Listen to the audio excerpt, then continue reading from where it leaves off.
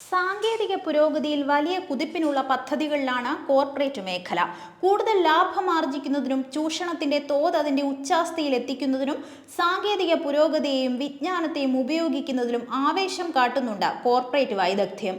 മനുഷ്യവിഭവശേഷി കുറയ്ക്കുന്നതിനും അതിലൂടെ ജോലികൾ ഇല്ലാതാക്കുന്നതിനും സാങ്കേതിക പുരോഗതി ഇവർ ചട്ടുകമാക്കുന്നു. ഇത്തരം സമീപനങ്ങളിലൂടെ തൊഴിലില്ലായ്മ നിരക്ക് സ്വാഭാവികമായും വർദ്ധിക്കും. തൊഴിലാളികളുടെ നിലനിൽപ്പ് അനിശ്ചിതത്വം നിറഞ്ഞതാക്കും. അസംഘടിതരും സംഘടിതരുമായ തൊഴിലാളികൾക്ക് അവരുടേതായ പ്രത്യേകതകൾ കണ്ടെത്താനാകും. പക്ഷേ തൊഴിലാളികൾ പൊതുവെ ആശയക്കുഴപ്പത്തിലാണ്. കേന്ദ്രം ഉദാരവൽക്കരണത്തെ പിന്തുടരുകയാണ്. സ്വകാര്യവൽക്കരണമാണ് മുദ്രാവാക്യം. ഈ വിനാശകരമായ നടപടിയുടെ ഭാരം തൊഴിലാളി വർഗം വഹിക്കുകയാണ്. എന്നാൽ കേന്ദ്രം അതിൽ ശ്രദ്ധിക്കുന്നതേയില്ല. ഉദാരവൽക്കരണാനന്തരം തൊഴിലില്ലാത്ത വളർച്ചയുടെ കാലമാണ്. തൊഴിലുടമകളും വക്താക്കളും സ്വീകരിക്കുന്ന എല്ലാ വിരുദ്ധ നടപടികളും മൗനമായി അംഗീകരിക്കേണ്ടി വരുന്നു ഇപ്പോൾ തൊഴിലാളി വർഗത്തിന്. ഉള്ള ജോലി അപകടത്തിലാക്കുന്നത് നിലനിൽപ്പിനെ ബുദ്ധിമുട്ടിലാക്കുന്നു. വർത്തമാന സങ്കീർണതകൾ തൊഴിലാളി വർഗത്തിന് പുത്തരിയല്ല. 2 നൂറ്റാണ്ടുകൾക്ക് മുൻപ് പോലും അനീതികൾക്കെതിരെ പോരാടാൻ ധൈര്യപ്പെട്ട തൊഴിലാളിയുടെ ജീവിതത്തിന്റെ ഭാഗമായിരുന്നു ഇതെല്ലാം. എന്നാൽ ഇന്നാകട്ടെ ജോലികൾ നാമമാത്രമായിരിക്കുന്നു.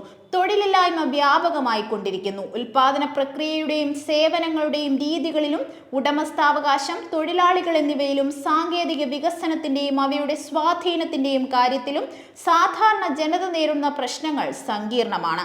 ആഗോളവൽക്കരണത്തിന്റെ സ്വഭാവത്തിലും വ്യതിയാനമുണ്ട്. വ്യക്തിഗത ലാഭത്തിൽ കേന്ദ്രീകൃതമായതോ സാങ്കേതിക വളർച്ചയെ ലക്ഷ്യമാക്കിയുള്ളതോ ആയ ശാക്തീകരണം അസമമായ വിതരണത്തിന് വഴിയൊരുക്കുന്നു. 21-ാം നൂറ്റാണ്ടിലെ വെല്ലുവിളികൾ കഠിനമാണ്.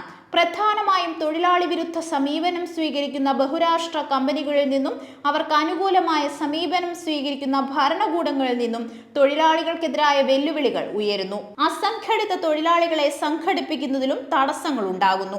സാങ്കേതിക വിദ്യയും അതിന്റെ പുരോഗതിയും പൊതുജനക്ഷേമത്തിനായി ഉപയോഗിക്കാമെന്നുള്ള പ്രതീക്ഷകൾ ചോദ്യം ചെയ്യപ്പെടുന്നു. നീണ്ടതും കഠിനവുമായ പോരാട്ടത്തിനൊടുവിൽ ലോകമെമ്പാടുമുള്ള തൊഴിലാളികൾക്ക് ലഭിച്ച അവകാശമായിരുന്നു 8 മണിക്കൂർ ജോലി. എന്നാൽ ഇപ്പോൾ 12 മണിക്കൂർ പണിയെടുക്കേണ്ടി വരുന്നു. ഇത് 4 തൊഴിൽ കോഡുകൾ നടപ്പിലാക്കിയതിന്റെ ഫലമാണ്. ഇത് കൊളോണിയൽ വ്യവസ്ഥയെ ഓർമ്മിപ്പിക്കുന്നു. അടിമകൾക്ക് ബോധമില്ല, അതിനാൽ പരിണാമമില്ല എന്ന സങ്കല്പത്തിൽ കേന്ദ്രീകരിക്കപ്പെടുന്നു. തൊഴിലാളി യന്ത്രത്തിന്റെ ഒരു ഭാഗം മാത്രമായി മാറുന്നു. മുതലാളിത്തത്തിന്റെ ശാഠ്യങ്ങളും സജീവമാകുന്നു. തൊഴിലാളികൾക്കായുള്ള സംരക്ഷണ നടപടികൾ പുതിയ തൊഴിൽ കോഡ് ഇല്ലാതാക്കുന്നു. ഇതിനെതിരെ പോരാട്ടം ഉയരണം. ദീർഘമായ ജോലി സമയം, സുരക്ഷാ നടപടികളുടെ അഭാവം, വിശ്രമമില്ലാത്ത തൊഴിൽ സമീപനങ്ങൾ, മാലിന്യ കൂമ്പാരങ്ങൾ എല്ലാം തൊഴിലെടുക്കുന്നവരുടെ ജീവന് ഭീഷണിയായി മാറുന്നു. ഫാക്ടറീസ് ആക്ട് 1948 അനുസരിച്ച് അധിക സമയ വേതനം കൂടാതെ ഒരു ദിവസം 9 മണിക്കൂറിലധികം അല്ലെങ്കിൽ ആഴ്ചയിൽ 48 മണിക്കൂറിലധികം ജോലി ചെയ്യാൻ തൊഴിലാളികളെ നിർബന്ധിക്കാൻ കഴിയില്ല. ഇപ്പോൾ 6-8 മണിക്കൂർ ദിവസങ്ങളുടെ സാധാരണ ഷെഡ്യൂളിനൊപ്പം 4-12 മണിക്കൂർ ഷിഫ്റ്റുകൾക്കുള്ള സാധ്യത അനുവദിച്ചിരിക്കുന്നു. അങ്ങനെ 48 മണിക്കൂർ പ്രതിവാര പരിധി ഔദ്യോഗികമായി നിലനിർത്തുമ്പോൾ തന്നെ അധിക സമയ വ്യവസ്ഥകൾ വഴി പരമ്പരാഗത പരിധിക്ക് അപ്പുറത്തേക്ക് ദൈനംദിന ജോലി സമയം വർദ്ധിപ്പിക്കാൻ കോഡുകൾ തൊഴിലുടമകളെ അനുവദിക്കുന്നു. ഒറ്റ നോട്ടത്തിൽ ഈ വ്യവസ്ഥ തൊഴിലുടമകൾക്കും തൊഴിലാളികൾക്കും പ്രയോജനകരമെന്ന് തോന്നാം. തൊഴിലുടമകൾക്ക് ഉൽപാദന ആവശ്യകതകൾക്കനുസരിച്ച് തൊഴിൽ സമയം ക്രമീകരിക്കാം. തൊഴിലാളികൾക്ക് അധിക സമയ വേതനം നേടാമെന്നാണ് വാദം.